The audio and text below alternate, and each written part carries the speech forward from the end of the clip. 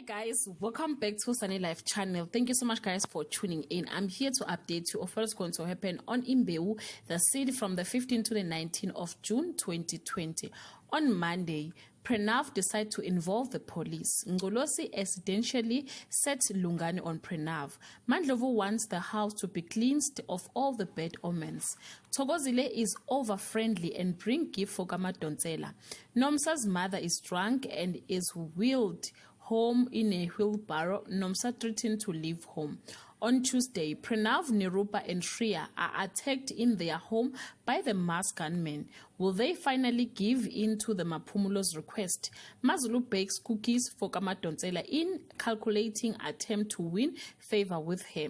Duduzile, Nomsa's mother, arrive at Msamo and entertain the staff with amusing stories about Nomsa, embarrassing Nomsa in a process. On Wednesday, a fired-up Mazulu demands that Nkuleko tell Thokozile to stay away from Ngolosi. Pranav and Ngolosi clash bitterly over the truck shipment. Punyuka discovers something shocking when he delivered the truck to the Mapumulos. On Thursday, Punyuka tells Ngolosi and Pranav what is really happening. Thokozile appreciate being welcome for dinner.